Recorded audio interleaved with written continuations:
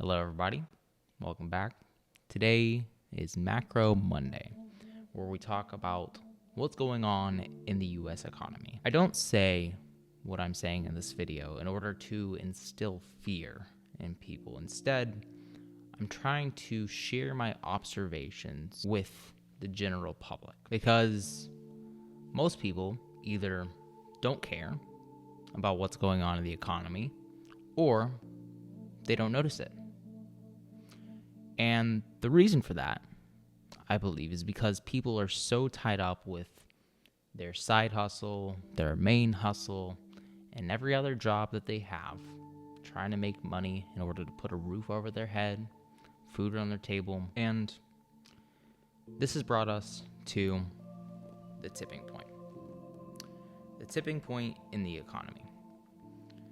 The reason why we have this tipping point in the economy, in my eyes, is because the U.S.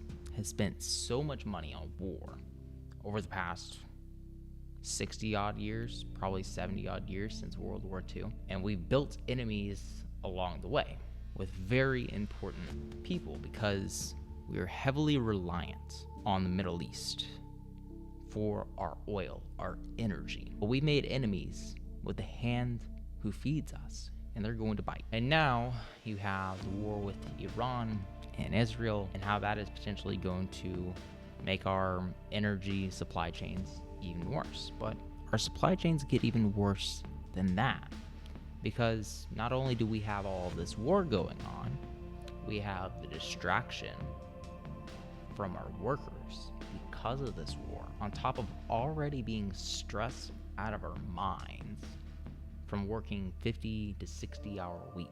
Whenever you stress out the employee so much, it depletes their focus and their ability to actually get things done, which is making our supply chain even worse. And on top of all the supply chain mess that we have right now, on the opposite end of the spectrum, we have a shit ton of demand. Excuse my French. But we have a shit ton of demand in the economy driven by the upper echelon of society because they can still afford it at this point. So you have a lot of demand on one end of the curve, and on the other end of the curve, there's not enough supply because people are so stressed out at their job that they can't be productive. And I really think that this is the tipping point to the economy. Another observation that I've made over the past couple of months: look all around you if you're living in a big city.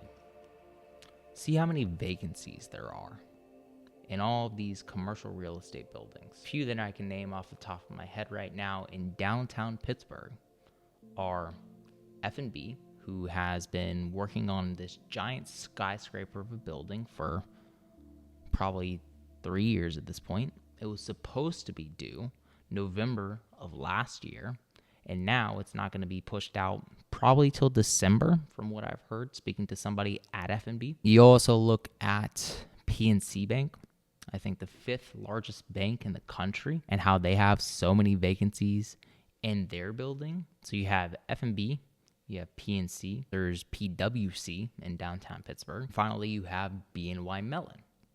Some huge banks that we're talking about here. And they're all defaulting because they don't have enough occupancy and they're unwilling to lower their rates to where people will actually come in and rent the buildings. So we have all these defaults in these giant banks. In my opinion, is that these defaults are going to creep their way up throughout the economy. We're going to start with these small regional banks. That's going to work its way up to JP Morgan and all the other large conglomerates like Wells Fargo. And I think if it gets so bad, if this continues to spiral, then it's going to reach the government. Now, I hope that this doesn't happen. This is just a theory that I have. And I'm sure that the Fed is going to cut rates at any point that they see negativity in the economy. But they can't.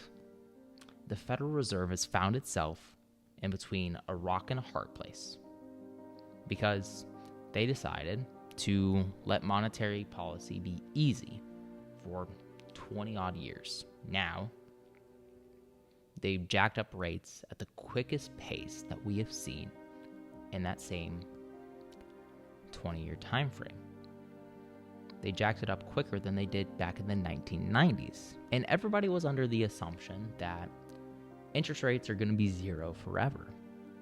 But we can't do that. We can't have free money forever because that's what created the situation that we're in right now. The quantitative easing that the Federal Reserve has done over the past 20 odd years has created cancer in our financial system.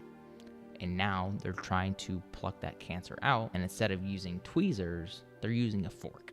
So the Federal Reserve doesn't have the right tools in order to deal with what we're going through right now because, like we talked about earlier, we have a lot of demand right now. Our supply chains are all screwed up, and it's going to take a joint effort between the Federal Reserve and the federal government. So the federal government needs to help out here. They can't just keep printing money like there's no tomorrow, because that's what's creating all of this demand in the economy. You have the private sector that is getting hit left and right because of these interest rate hikes from the Federal Reserve, and on the other end of the economy, the public sector, they're doing really well right now because the government is still handing out money like it's free, and it's not. We have to pay that price later on, and we are paying that price through inflation now and probably taxes down the line. So yeah, that's my macro brief for today. Happy Macro Monday. I know this seems a little bit dark, but these are just the observations that I've made over the past probably 6 months. So thanks for tuning in, and I'll catch y'all next Monday.